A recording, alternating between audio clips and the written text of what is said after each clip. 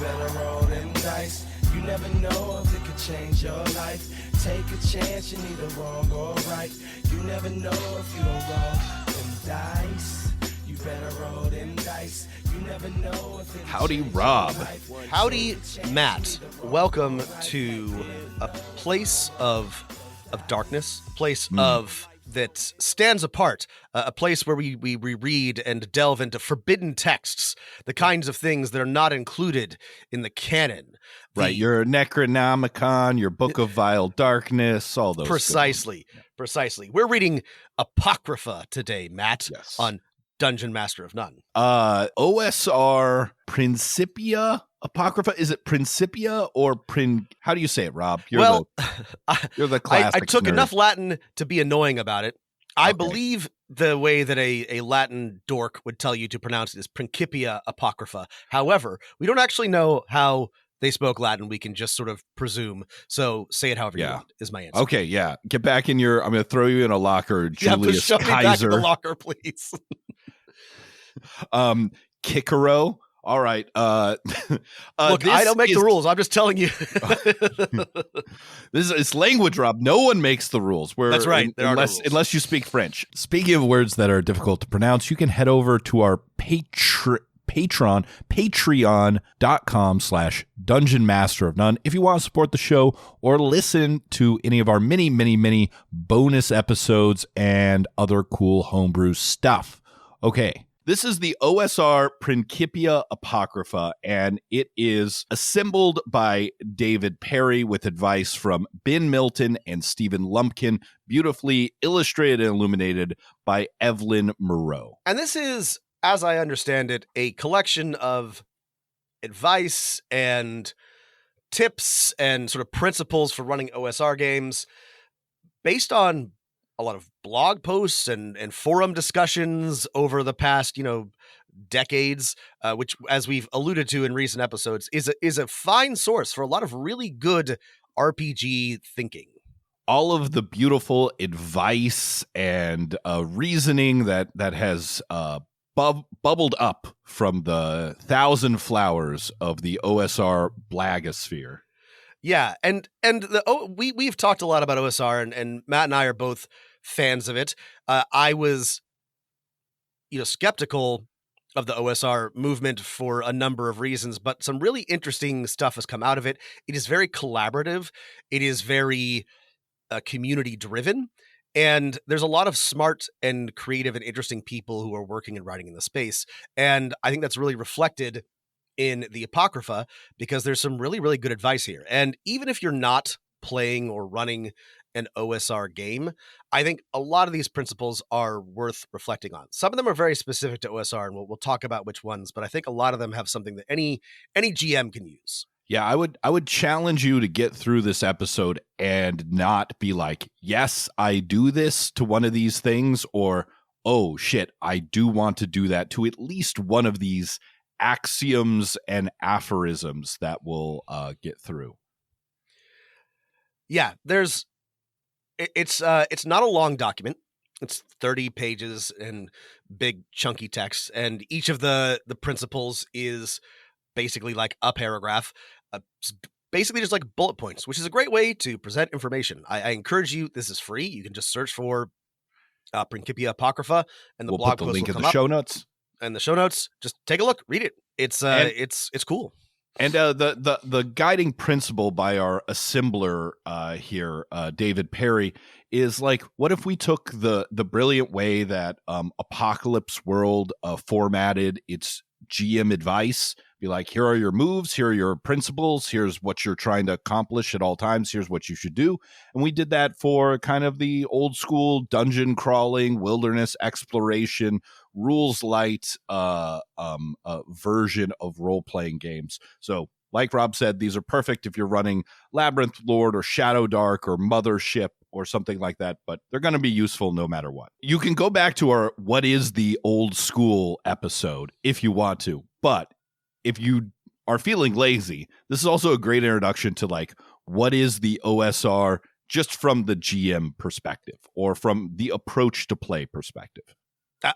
Exactly. I was going to say one great thing about this document is that it boils down what is OSR into some very, very concise paragraphs, if you were looking for a bullet point introduction. Okay, what is Principia number 1, Rob? Well, sorry, now I'm going to look like a fool. Are we talking about be an impartial arbiter or the sub rule right beneath that? Yeah, okay, sorry, yes. The first big overall thing is how to be an arbiter, how to be a referee, right? Yes. And this is just the general approach when players are trying to accomplish something, right? You switch out your, I'm portraying an NPC actor hat for I am the physics engine of the world hat. Right. And this is one area where OSR does differ a little bit from other games that we've talked about. You know, a lot of games that we like have rules in them or suggestions for things like be a fan of the players or, play to, move the action in this direction. And those are good rules for those games. It is different in OSR. We'll get to this at the very end or later in one of the Principia, but you're not supposed to be a fan of the players. You're not also supposed to be an enemy of the players. You are supposed to be, this is a much more neutral position, is right. How the arbiter is conceived of in OSR. It works very well, I think, with this style of play, but that is different.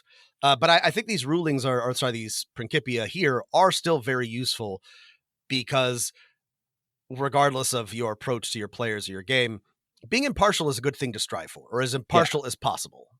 I try and wear like both hats at the same time, especially when I'm playing a D&D like dungeon crawling stuff. Like I am a fan of the players. I like want them to do cool things, but when it's time for what fate decides, right? Do they succeed or fail? Based on like, how do I interpret the rules and the roll of the dice? That's when I like really try and throw in my impartial arbiter hat on. And the first sub principle here is rulings over rules. So here's sorry, I should get into first what it is, right? This is the primeval old school principle. Old school style games are often sparse in what situations their rules cover. They're often minimal. This is a feature, not a bug. When you encounter a situation that the rules don't seem to cover, don't get distracted for searching for like a specific solution. Make a common sense ruling in the spirit of the game and move on. It doesn't have to be perfect. This is great advice. This is also a design principle, and one of the reasons why I think a lot of people have been drawn to OSR. One major objection that I have, and many people have with 5th edition, is that there are rules technically, theoretically, for everything. And sometimes that means that Jeremy Crawford has gone on Twitter and said, that's what this rule means in this like corner case. That's good, I guess, if you have an encyclopedic memory and love like knowing exactly what to do all the time. I find it, even as somebody who's very, very well versed in 5th edition rules, frustrating a lot of the time. I find it because it's like halfway there. Yes, it's right. Not exactly as comprehensive as some games. So it wants to do this some of the time, but then it's got 20 pages of unnecessary rules. Precisely. One good example of this is Pathfinder 2nd edition, which I praise because there is an answer for everything. And once you are familiar with the rules, you know where to look and where to find it. The other way to play this, or the way to make sort of like resolve this issue, is something like OSR, where there are fewer rules, but you are given more leeway and your players are encouraged to be creative. And both work. I do think the big problem with 5th edition is it's trying to, have it both ways, and that makes it very frustrating for everybody involved. But this is a great, I think, as long as the issue here is that players can sometimes become frustrated if rulings seem not so impartial. But if you are consistent with your rulings, then I think this is a really, really great principle to follow, because people like it says in the text, the rules are not as important as like what happens in play. And people are looking for, flexibility and openness and want to take advantage of that. So just let things happen and rule as best you can. And the problem here is, I think, for people newer to this style of play, is this is a bit of a GM skill you have to get good at, to be like, players are trying to do X. Yeah. What type of, should there be a check? If so, what type of check? how, what should I rule on this when you're trying to use this spell to do X. Yeah. And you got to get good at that a little bit, but it's not as hard as it sounds. Like common sense and logic. You don't have to be an expert in medieval arms and armor or the workings of magic. You're just like, well, what makes sense here? This is one of those things that takes a little doing, but once you can do it, it will actually make your job easier as GM. Like if you can put in a little bit of time to get comfortable with a little bit of ambiguity, it makes running games a lot easier. It's also like a great, and this is my like one critique that's not in the Principia Apocrypha, is I feel like this is actually a pretty collaborative process, at least at my tables, like what the ruling should be. Like sometimes it's gauging everyone's reaction. Sometimes it's just adding, does that sound reasonable? At the end of like asking them to make a check for something they want to do.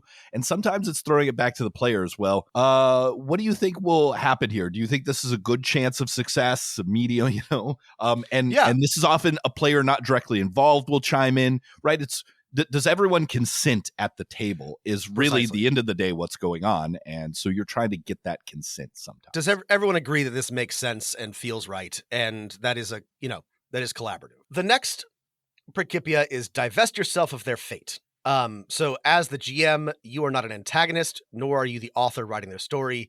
Don't set out to tell a story, let one emerge. I love this, and this is one reason why I have been drawn toward OSR in recent months and years. I love emergent storytelling. I love when I am sort of weaving one together based on events as they happen.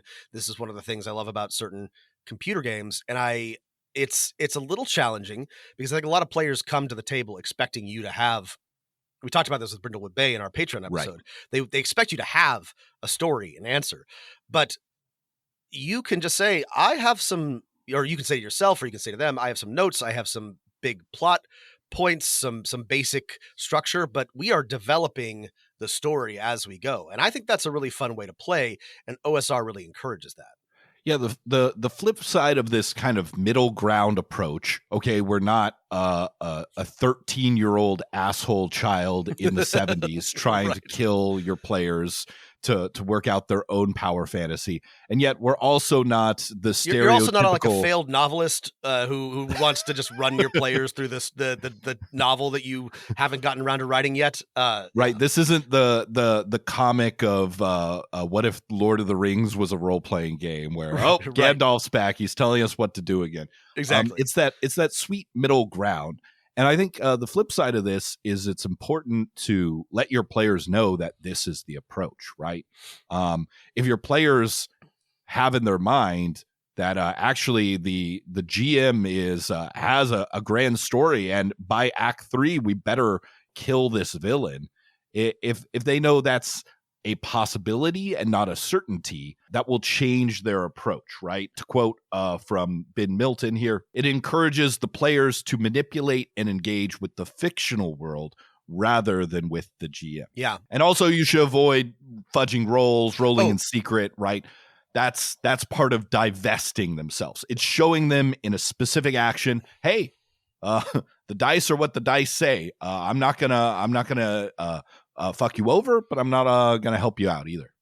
Yeah, this is the second part of this is just don't fudge rolls and avoid rolling in secret. We've talked about this a lot, and people get really worked up about this on forums and Twitter. I don't think it's like bad to fudge rolls or roll in secret. It's an entire, it depends on your table and your style. I increasingly don't. And part of the reason why is because that means that I can tell this emergent story more honestly and more accurately. And I'm like, look, this is what the dice are saying. It does a little bit like learning to be more flexible and open. This takes practice, but once you can get you and your players used to this, it'll make your job easier. And I think it makes for a more fun game. Yeah, I agree. And speaking of being more flexible and open, the next principle is leave preparation flexible. Don't prep a plot, observe the situation, extrapolate, don't overdo your preparation. After each session, Ask the players what the plan is for next so you can do a little prep for next session. Keep things flexible. Matt and I have talked at length about this in our many episodes about planning and preparation, but you can do a lot of prep, and I love to do a lot of prep, but prep NPCs and situations and encounters and locations and so on, but don't sort of like don't make it too rigid, right? Allow, Matt and I have talked about plot points or webs or flowcharts, leave yourself some flexibility for when your players inevitably don't do what you were expecting them to do. But prepare independent situations that can be moved around and worked together, prep that can be reused, NPCs that can fit in anywhere. This is good general advice for any RPG, in my opinion, but especially for OSR. Right. It's just asking yourself the question, right? Well, if what I've prepped assumes that players are going to do X, right? What if they do Y, right? Do I have I thought of what could be possible responses to this? And this also leads into the paired principle, which is build responsive situations. Create several factions, several actors, right? Really let the players show that their actions have consequences and affect the environment, right? Babies learn the most exciting thing that they can do is like affect their environment. That's right. Pick up keys and make them make a noise. Make a ball roll, push something off a table. Yeah, draw on a piece of paper and it leaves a mark. Your players have to be able to leave their mark on your world too. There was some great advice in Justin Alexander's So You Want to Be a Game Master about how to structure this, with factions and dungeons and things like that. And one of the pieces of advice is and if you want to get really nerdy, draw a grid that maps the relationship between the elements of a situation, how they relate and interact. You don't have to do that. You can wing it. I find this sort of like a fun thing to doodle when I'm bored or trying to like think out my next session. But you can be as structured or loose with this, but it is good to have your situations, your factions, your NPCs, your locations respond to player actions. And like Matt said, show their effect on the environment. That's, nothing worse than a static world that. So I guess it didn't matter that we murdered that guy. Everything was going to turn out the same anyway. That's so frustrating. So right? frustrating, so boring. Yeah. And if you don't want to go like full grid, which there's no reason why you can't, the easiest way to build responsive situations is give every monster, every NPC faction goals and wants. And all the grid is saying is it's a useful way to organize it and then make them interactive, right?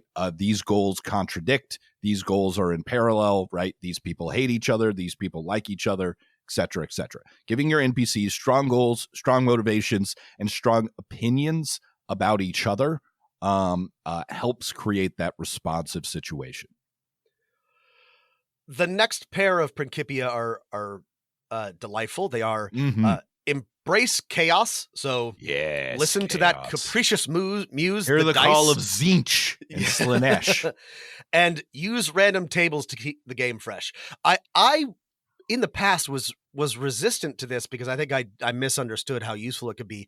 But even in my more structured games, I have been using random tables and just, leaning on rolls to see what happens. And I think that's really satisfying if you prepare it correctly.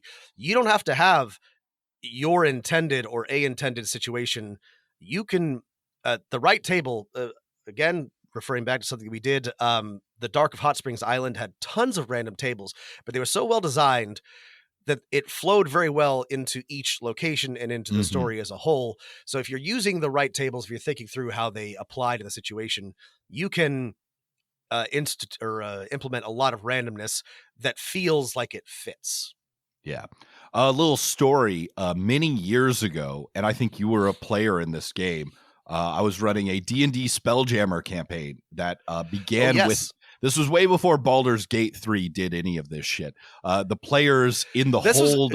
Long-time listeners will remember, but new listeners may not know that there was a time when 5th edition not only had not done anything Spelljammer related, but was sort of like explicitly, we're never going to do that. So not to be all hipster about it, but Matt was Spelljammering way back when it was a neglected property. The players began as prisoners in the hold of a mind flayer illithid nautiloid. And, when I was definitely approaching things as more of plots than fun, complex situations, right? My idea was like, all right, they're going to meet all these NPCs. They're going to go to this planet. There'll be a battle and a chance for them to escape. And then I embraced chaos because the players were like, wait, we've got some spells, some tools, some supernatural powers. What if we, drill a hole through the ship? What if we get and thankfully, right, I had a map of the ship and I could run that session as yes, level 1 players can possibly escape from a level 5 mind flayer. And yes, it worked, and the game was much better for it. This is a great example, and this plays into the counter or the pair of this Principia, which is but uphold logic, right? Yes. Don't use random results so much that it feels nonsensical, right? If there's obvious choices, go with that. Like, you trust your gut here, right? Like, this is what Matt did. Matt was like, well, they're using logic. They're, trying to think outside the box. That makes sense. Let's roll with it. And this, the great piece of advice in this is that it emphasizes the surprise and intrigue of randomness when you do use them. If you're not being random all the time, that means that when you do roll randomly, it feels a lot more exciting. And then this is exactly the advice I was getting. You can customize your random tables to make them feel more cohesive. So use the random tables, but think through how they'll fit and feel free to pick and choose. I tend to, like I said, I use random tables a lot more, but I tend to weight them pretty heavily, or just sort of cross off, a few that I just don't intend to use. You can make adjustments to fit your game. Right. These two Principia, embrace chaos plus, but uphold logic, equals our next one. Let them off the rails, right? Feel free to let them know where most of your prep is, but if you expect them to zig and they zag, don't constrain or reroute them. This is good advice. It's hard to follow sometimes. I don't have enough literal mapping surface.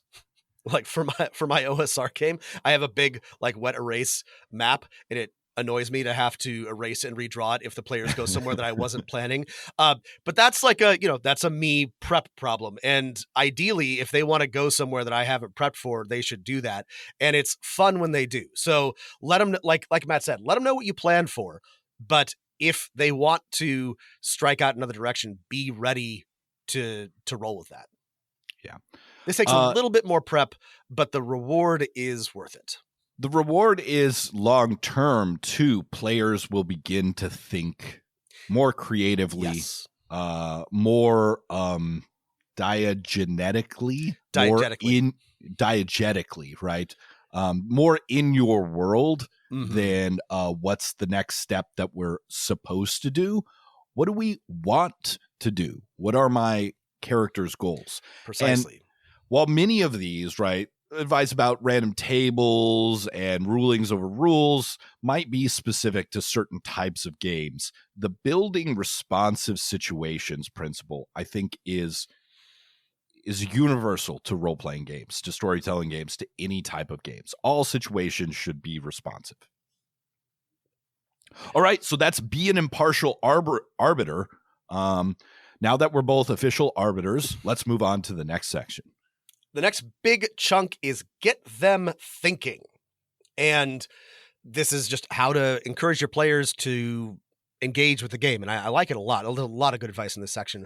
And the first one is, this is specific to OSR, but I think there's a lot of lessons to be taken from it. And that's XP for discovery and adversity. So adversity, sorry. The first point is, many old school style games directly correlate XP earned with the value of treasure returned to safely. XP may also be granted for defeating monsters, but that doesn't necessarily mean killing them. And it's less than the XP for the treasure that they might guard. And then here's the sort of putting it together. XP for treasure fuels the game engine. Player decisions almost always hinge on it. It is an effective control knob. By adjusting the amount of treasure available. You can control the rate that the PCs level and grow, and you can adjust the focus of your game, right? This is the really key part. If there's treasure to be found by exploring the wilderness or saving people or acquiring books or doing alchemy or crafting or so on and so forth, players will naturally, this is how you sort of like push and pull, right? You reward them for things you want them to do.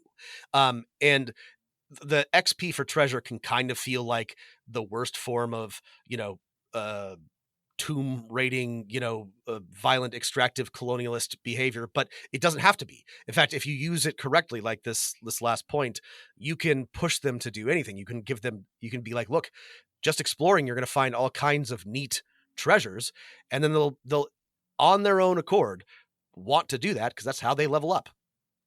Right. And the idea here is some games and some editions of Dungeons and Dragons moved more towards the only rewards for XP. And this is not always exactly in the rules, but it was in the style of play people brought to the table, was granted for specifically killing monsters. Or right. The only things with attached XP values were like monster stat blocks, which were, the implication, whether or not it was like explicitly in the rules, was that this is how you get XP, by killing this monster.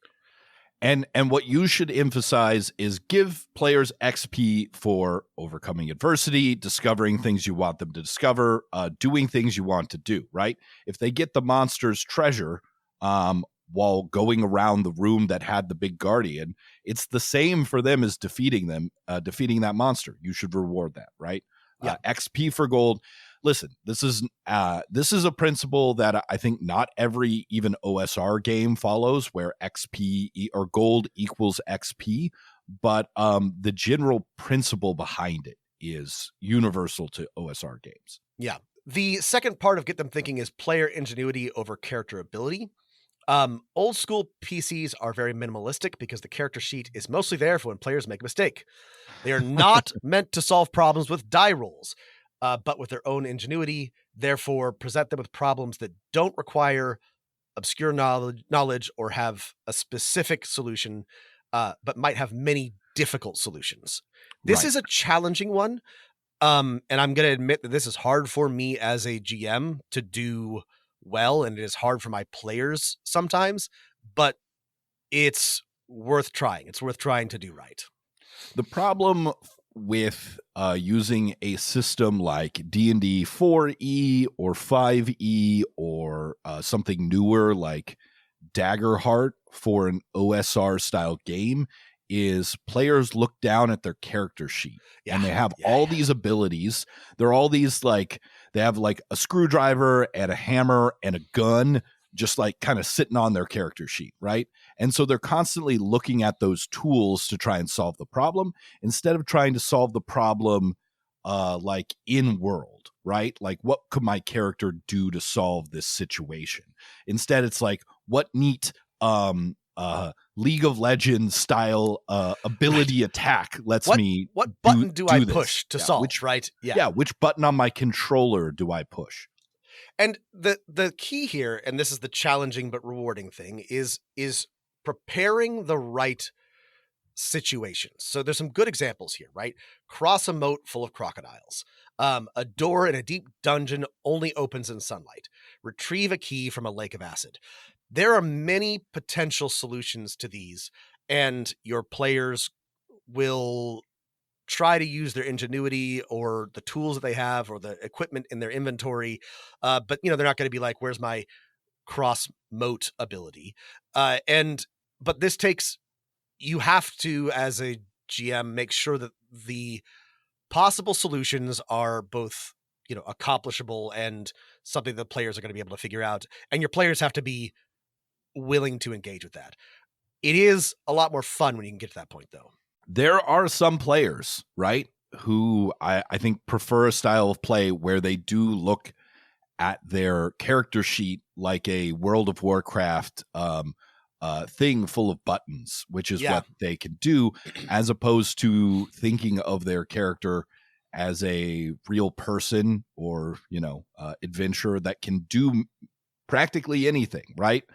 They do some things better than others, but and then solving the situation that way, right? So if you make these open-ended challenges and you reward player ingenuity, you're also going to reward cooperation. The examples Rob gave from the book, most of them are ones that are going to require at least 2 and possibly more characters to work together. Yeah, this is a good point. This gets easier when players collaborate, right? It encourages them to think of solutions that use multiple people and multiple, all the tools in their toolbox, literal and figurative, and just remind them that they can cooperate and they can collaborate. And they will, people can, we're playing TTRPGs here. People are creative. They just have to sort of be reminded that, especially if they're 5e first players, like my 5e players who are in my OSR game, they can do this. I have to remind them, don't look at your sheet. Just tell me what you want to do. And then the useful thing is there's nothing on there's there. There's nothing right? there. Right? This is the useful thing about like playing Shadow Dark or Mothership. While the character sheet may have a lot of numbers and stuff, it's just kind of like, these are your probabilities, as it says in this book, for when you fuck up. But yeah, what are you going to do? You don't have ability retrieve key. Right. You have a bunch of things that can do a lot of different things. How are you going to, use your ingenuity, the tools, the equipment, and the people you have to solve a problem, which leads to our next piece of advice: cleverness rewarded, not thwarted. Clever solutions to a problem should usually work as long as they're in the realm of possibility. Be generous. If it's unlikely or dangerous, call for a check. But only forbid a creative solution if it is clearly impossible. Yeah, and this is great advice. And the last point here is give them the benefit of the doubt. Don't shy away from translating this into mechanical advantage. Give them advantage. Give them a bonus. And the reason why one of the reasons why this works really well in OSR is because it's a very deadly game.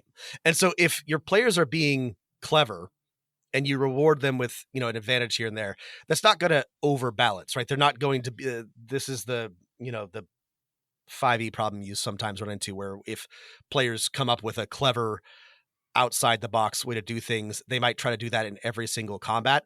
That isn't going to work in an OSR game because 1, it's probably not worth it. And 2, it's not accomplishable, and it still might not help them not die. So that's one of the great equalizers about OSR games. But the sort of core principle here is just, if you can say yes, you should to these creative solutions. If you're running into the problem where players approach every solution with violence, they always try and hack the Hydra to death. They always try and kill the faction they're up against. Every goblin they see, they fire an arrow at before even trying to talk. Yeah. Right. The one way to scaffold this, to use a teacher term, is to use those open-ended situations, right? Open a door with sunlight, right? To get them thinking beyond the abilities of their character sheet and the buttons they have to press. And then the second part is, whenever they first try to, actually, instead of fighting this Hydra, perhaps we can lead it back to that room that had a fire trap. And you're like, man, I never thought you could do that. And if you instead say, well, it doesn't go, you have to fight it anyway, right? That's going to dissuade them from ever trying stuff like this again. So you really, my advice, my personal advice, is the very first time they try a really clever solution, just have it work. So that they continue to try clever solutions in the future. Some of those may end up being more risky or unlikely, but that's fine. A great way to compromise for this, if you're at the table where it's like, man, there's no way this should work, have the check be about what consequences they suffer as opposed to whether it works or not. Because players don't mind suffering consequences, because anytime they fight, they suffer consequences. They always lose hit points.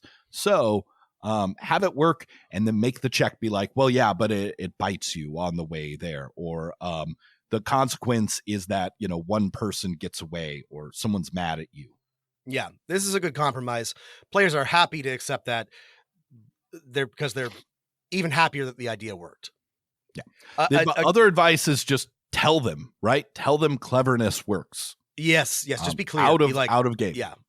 A corollary to this, the next Principia is ask them how they do it. Encourage players to interrogate the fiction of the environment manually. This requires you as the GM to make sure that you are describing the area in detail and being clear about what's there and having prepared some of that. This is sometimes a weakness of mine because I don't always write that down. But if you can get in the habit of doing it and tell your players, the more you poke around, the more you look at things, the more you're specific about what you do, you'll be rewarded for that. This is a great way to sort of combine, to encourage their creativity. This is another thing that I have found takes some training in 5e players, because they're used to just saying, I search, or I make a perception check, or whatever. Get them in the habit of saying, how do you look around the room? How do you approach this object? What do you do specifically? They'll get to it, but it is going to take some encouragement. Here's an example from our starting adventure that illustrates ask them how they do that. We put a very obvious trap, and this adventure is available to our Patreon subscribers, patreon.com/dungeonmaster of none. In one of the corridors, 2 statues that shoot lightning between their mouths. On the floor, on the other side of the trap is a grounding rod, a big iron rod that can be used to pass it. So there's many solutions to this. In one of my play tests of this, one of the players said, well, I'd like to try and circumvent or disarm this trap. The rogues stood up. They knew enough, even though they were a new player, to know that rogues and thieves should be the ones to mess with devices, right? So it was like, oh, great, you're learning. And so I said, instead of going straight to make a thieves tool check or make a dexterity check, I said, how do you want to do it? And they thought for a moment. Some people shout out some suggestions. They ignored those, and they said, I'm going to rip part of my cloak and stuff it into the mouths of each person, or each statue that's shooting this electrical beam between them. And I said, great, that works. However, this wasn't like the most clever solution. They were still like triggering the trap, at least in my mind. Cotton can like get burned up by electricity. So instead I said, make a thieves tool check or a dexterity check, I can't remember, to see how well you do this, because this is a little risky. And they rolled a natural 1. I said they still disabled the trap, but they got shocked by it. So they took a few points of damage. Perfect. That's exactly how I would have ruled that as well. Like, they had a clever idea. Is it the best idea in my conception? No, but it's an idea which probably would work. So let them do it. And yeah, they get a little zapped for it, but they save the party from getting zapped. This reminds me. And yeah, the thing is, right, as you point out, the rogue felt great. They didn't feel bad at all that they got their fingers singed. They felt like the hero of the party. They'd come up with a clever solution, and they had described in real world terms what their character was doing. This sort of merges with the next Principia, which is let them manipulate the world. If you, to encourage creative problem solving, give players tools to make that appealing. This ties back into what we were talking about earlier with babies and players. You want to be them to be able to see. Give them jangly keys, crinkly little reader books. Add elements that allow the players to bend the world to their will. Rival factions, or factions that will change based on their manipulations or engagement. Potions that they can combine together. My players in my OSR game found some weird fungus that they could eat, and they decided to make some poultices and potions out of it. And I was like, sure, why not? I make a roll to see how badly you poison yourself, but you can. I encourage you to experiment, and that was great. And yeah, dungeons with shortcuts, rooms with back passages, just things that reward manipulating the world. Yeah, give them an NPC who's important but stupid, right? That the players are smarter than, and that they can change their opinion on them. right? Give them a a president of the microstate they're adventuring in that believes whatever the last person told him, you know. My players in one of my Waterdeep campaigns made friends with the editor of the Waterdeep Herald or whatever it is, and they would repeatedly seed stories that would change the course of one thing or another. And I was like, that's great. Let's see what happens. Let your players affect the world. Thinking about this physically, the next one is good items are unique tools. A good tool doesn't only increase players' damage or add an ability bonus. It does an odd, very specific thing that is only powerful when used cleverly. This is such a good point, and this is easier said than done. It is hard to design good magic items, but this is why the most famous magic items in D&D are not, a flaming sword or, the Rod of Wonders. It's the portable hole. It's an immovable rod. Yes. Matt knows exactly what I'm talking about. Yeah, but that's true, though. Like, the first thing... Give your players these things.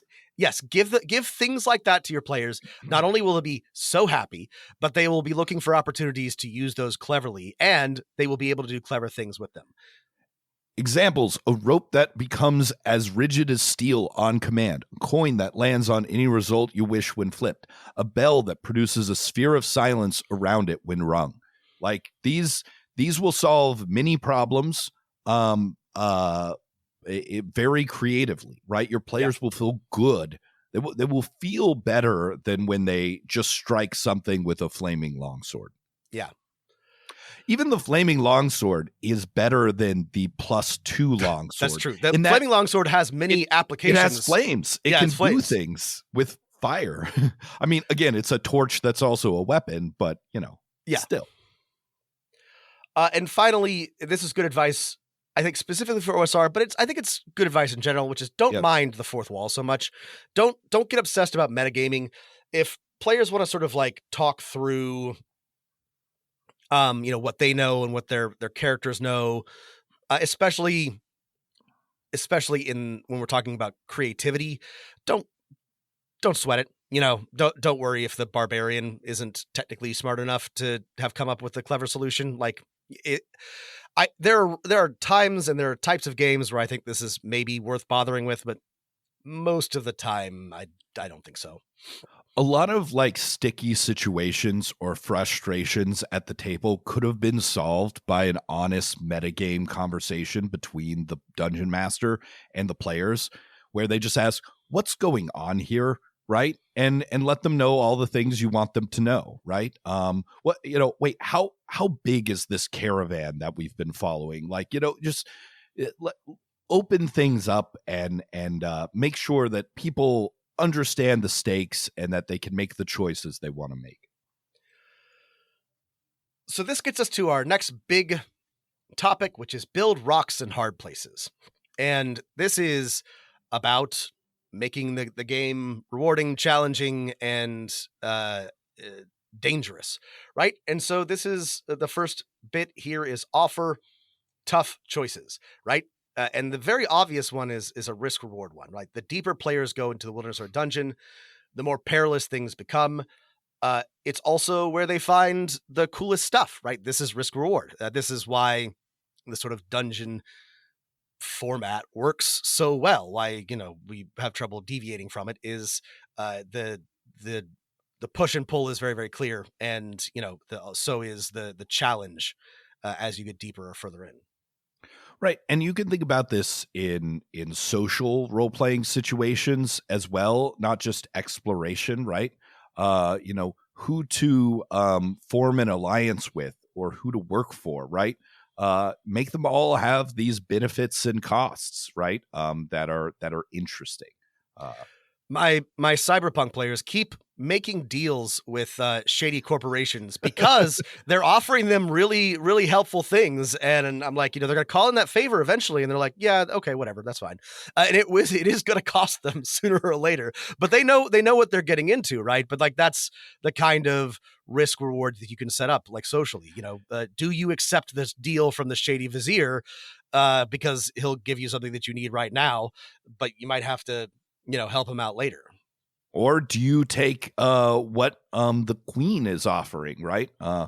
The thing about your cyberpunk game, I'm just you've told me a little bit about this. I'm just imagining a new villain emerging that does a merger acquisition on all of the corporations that have the players in their debt, and being like, all right, it's mega time. Y'all owe us 20 million new UN. You were essentially indentured servants to this this venture capital firm. There might be something like that coming down the pike, but this is a great example of you can do this very easily, or it's very obvious in something like a dungeon, right? Harder monsters have better loot, but you can also there's socially, or sort of in exploration, there's an easy choice that maybe comes with less reward, and there's a hard choice that comes with more risk but more reward. The next one is subvert their expectations, and it's inevitable that players will have knowledge about common fantasy elements from pop culture. Inject your own unique twist. Surprise them. This is a fun one, and there's sort of like big picture meta ways to do this, and there's simple ways.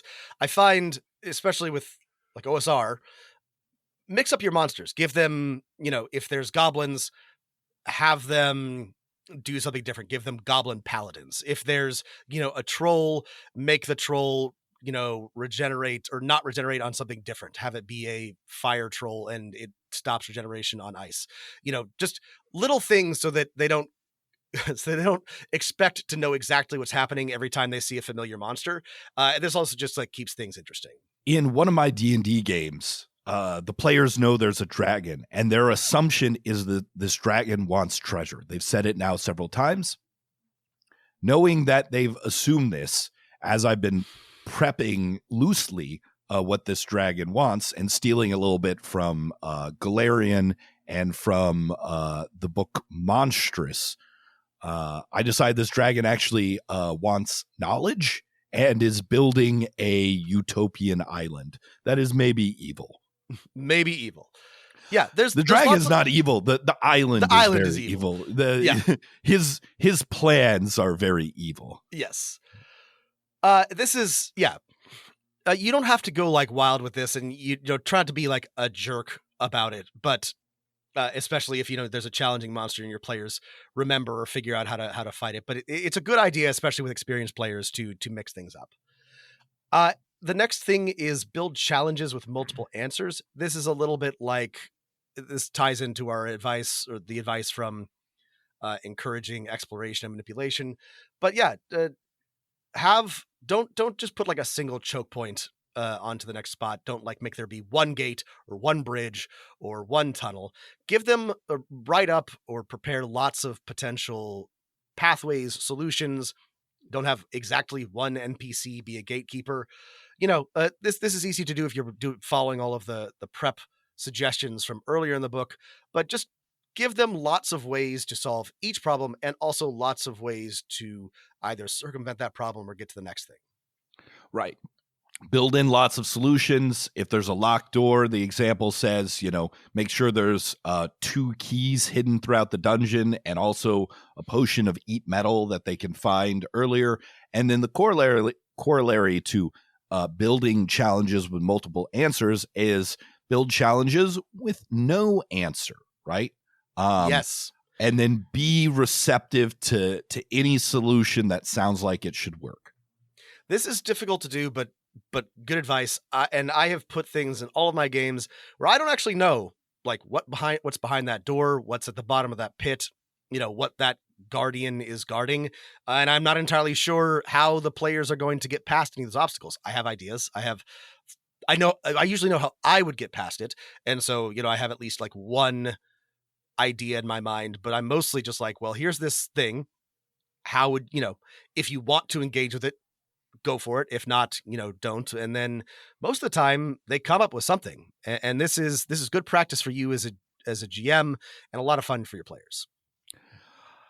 In a Star Trek game, the players of mine encountered a broken down spaceship that was under attack, crewed by a species, a telepathic psychic species that use like telepathic predictions to like direct their warp engine and travel through space.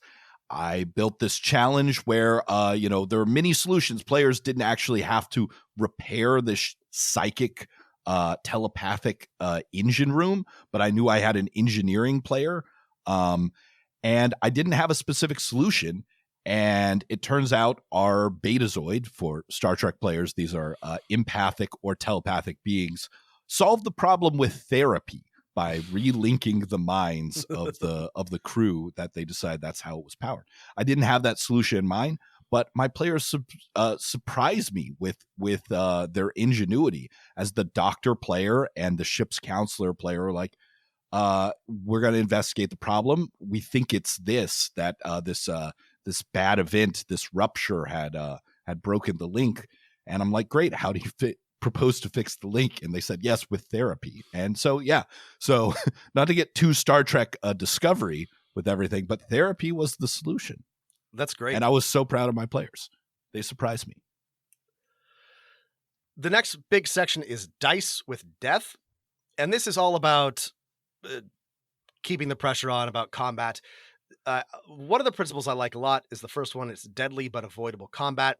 Combat in old school RPGs is neither balanced nor fair, and PCs should encounter foes far more powerful and numerous than they are.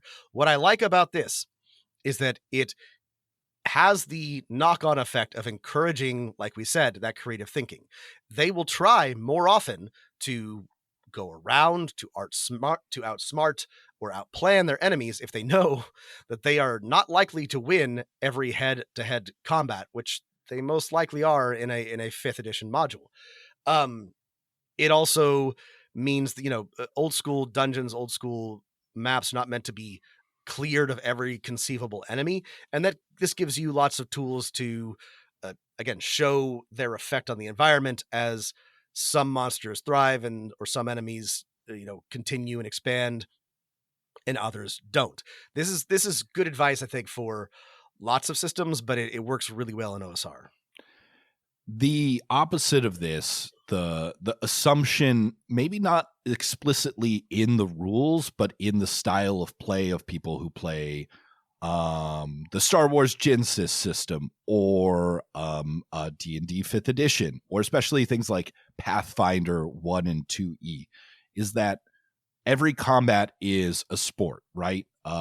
And that you're managing the Dallas Stars and the other team is the Vancouver Canucks. They have their strengths and weaknesses, but we're going to play out this game and the players are probably going to win, right? If you chuck that assumption, right, combat looks very different. It becomes a thing that players want to avoid, and that this is the next principle, can keep up the pressure to give them a constraint to their endless arguing and decision making by throwing wandering and random monsters at them. Give them instead of treating combat as a sport, treat it as war. War is not always fair, and the people who do the dirty tricks win the game.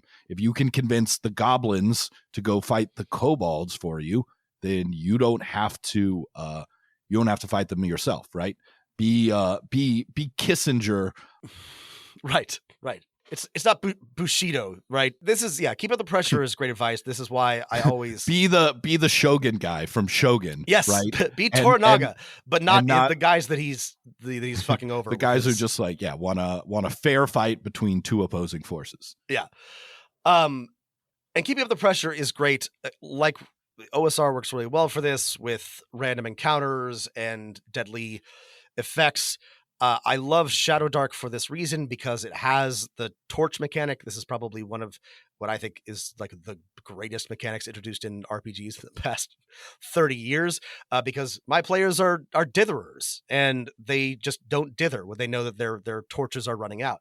There's lots of ways to do this. There are clocks in Blades in the Dark that you can implement, but I think having tension is a great principle for any game, but especially for OSR games. The next one is one of my favorites. Oh yeah, go ahead, Matt. Let the dice kill them. You're not the antagonist, but their survival is on the players. This ties into the principles from before. Embrace chaos. Be an impartial arbiter. If the dice and the rules say that they're dead, let them be dead. Give them tools, to not die. But don't be afraid to make them burn those resources and kill them if they are out. Yeah, absolutely. And the fun thing about combining this with rolling in the open and being an impartial arbiter is that players will. What you want to avoid is players feeling like you killed their character. What they want to feel like is that their choices combined with fate and the antagonists or situations they encountered led to their character's death or whatever other consequences they might face. Right. This is the next principle. Telegraph lethality. Make sure they know what's coming. And they should know that if it's not their fault, that, they walked into the situation and they are suffering the consequences. Make sure that they know why it's happening.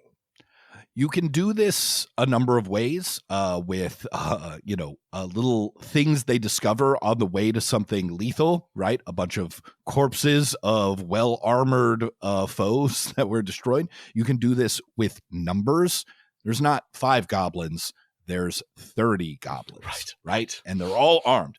And you can do this with size. One, this is a big monster. You can use your descriptions, right? You can show its power in the very first round. In my Star Trek game, players encountered a bunch of rock monsters. The way I telegraphed their lethality was, their tricorder readings show their, whatever energy levels are off the charts. The players, because there was one player that was like, we're going to just go in there with our level 2 phasers and just try and stun all these things. No, that's not going to work. This is much, much more lethal. Yeah. So the final GM section of the Principia Apocrypha is Be Their World. And this is about constructing the world, about world building, and about how you present information to your characters. I think there's some unexpected advice here, but really good advice. Yeah. This is a really smart section. And it, the first bit of advice is reveal the situation. And this is what I mean by, I guess it now seems obvious, but don't hide important information from the players. If a PC could reasonably know something, just tell them. Don't make them roll for it. Don't make them suss it out. Be like, your PC would know this. And I've gotten in the habit of doing this, but I had to learn to do it because, I don't know, it's not immediately obvious that you can just be like, yeah, of course you would know that. Let's not play a game about it. Ditch those knowledge checks 90% of the time. And this goes for exploring a room or uncovering a weird bit of magical text, but also just what your factions are doing, right? What the political or social situation is, right? If you just tell the players, it's pretty obvious that this NPC dislikes the king. That gives them information for choices and more interesting stuff. If you build in layers of failure to find out this information, or if the players don't know to look, then they'll have no idea what to do. Yeah, the last point in this subsection is really good too. Assume the players have common sense and mention a potential danger when it becomes obvious. The example here is don't make them plummet down from a 50-foot cliff because the player said they would hop down it. They may have heard 5 instead of 50. You can say, it's a long way down. Are you sure? An example I have here is my players have made friends with a faction of, urchins in my Dark City campaign. And they have, a stupid little gang sign and they keep flashing it everywhere. And I'm like, I let them do it once and they got in a fight with another faction. And now every time they do it, I'm like, are you sure? They don't like those urchins. You can do it, but do you want to flash that, little gang sign here? And just, if they want to be silly and cause problems for themselves, they want to jump down a 50-foot cliff, let them, but make sure that you're giving them the chance to think things through and assuming that their characters have a modicum of common sense. This leads to the next one. Give them layers to peel. If you tell them clearly that this NPC dislikes the king and is upset, that's probably going to lead to them talking to them and figure out, for example, why they don't dislike the NPC, right? What's obvious and what's subtle, what's hidden, what's invisible. Think about these questions when you're building locations or people.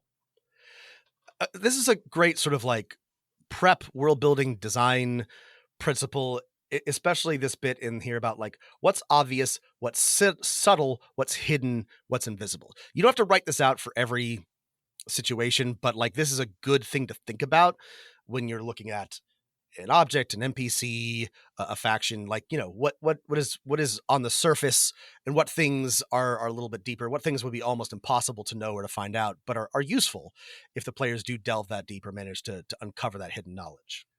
The next one is don't bury the lead, which is very similar to the Blades in the Dark advice about NPCs, right? Keep the details of your world gameable. Players should be able to act on information you're telling them. Her eyes are shifting, right? You notice this NPC never, their hand never leaves the gun strapped to their hip, right? This is also very good, like prep and world building GMing advice. If you get in the habit of writing these details down, even if it's just like a couple of bullets, it'll make you more prepared and a better GM and allow you to just do a better job of running your NPCs in your situations. Let unknown mysteries become known problems. I love this one. Right? Yeah. Players are way more likely to engage in a known problem than an unknown mystery, right? You can keep things secret for a little while, but if you really want your players to deal with it, to game with it, to play with it, to tell a story with it, let it be a known problem. I love this because we love hooks, right? We love when a campaign setting or a module gives us hooks. They don't have, something attached to them. They're just like neat ideas or mysteries. But if your players, take that hook, be prepared to turn that into a real thing. And that's, again, one of the great joys of running games for me. But yeah, don't keep it a mystery forever if your players want to engage with it. Keep the world alive. Old school RPGs shine with improvisation and extrapolation, not rigid plots. Think about what are the logical consequences of the player's actions, right? And then tied to that, give the players a stake in those consequences. Give them a ship, a keep, a castle, a business, right? A bank account, give them stuff that they care about and can grow and build. And if this is what I like so much about the Principia Apocrypha is if you're following the previous principles, this will be natural, right? If you're thinking things through, if you're trusting the dice, if you're building out these situations properly, then you're going to be in the habit of thinking like, if this, then you're going to be able to sort of follow what happens within the world of your NPCs, keep it alive. But that's part of the fun for me of running these types of games. Why I think they're so interesting is you're encouraged to, by the system and the mechanics, to keep the world dynamic and to follow sort of like the logic to its conclusion. Last but not least, you could apply this thinking to your NPCs. NPCs aren't scripts. Give NPCs a motivation or concern that doesn't involve the PCs. Treat the NPCs like real people. Use reaction rolls and morale rolls to keep things spiced up.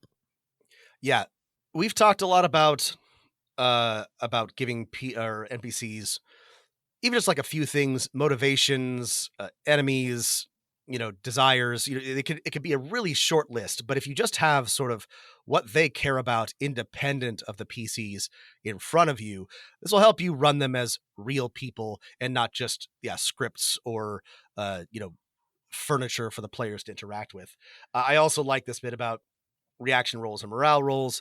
Let an NPC come to the encounter unhappy or happy, excited to engage the PCs. Like, don't make it super random, but like, NPCs have good days and bad days and good moods and bad moods. And like, using your reaction rolls, one that also makes use of, in an OSR game, charisma, which often doesn't have a point.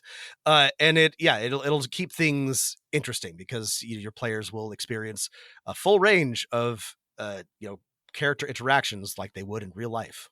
Yeah, this makes things more interesting. And like in dungeon crawling, if you're trying to get away from they attack everything, when they open that next door, immediately you make that reaction roll, and the group of kobolds is pulling together trade goods to see if they want to sell it to them, right?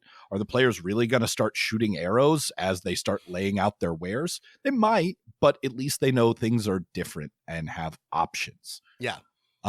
This book also includes a bunch of old school principles for players. We might save those for another episode, but really, I hope we've demonstrated whether you run an old school style campaign or not, there's at least something here for you. Link in the show notes. Highly encourage everyone to take a look and a read through of the OSR Principia Apocrypha. Yeah, what I like about this and what I think it makes it good is that even if you're not an OSR player or GM, these are rules written by thoughtful people with lots of experience trying to make your job easier. And that, I think, makes it very, very valuable. So if you liked this, let us know, send us an email, hit us up on Twitter, join us in the Discord. And as we said before, head over to patreon.com/Dungeon Master of None if you want our bonus episodes. Thanks for listening, everybody, and keep rolling them dice.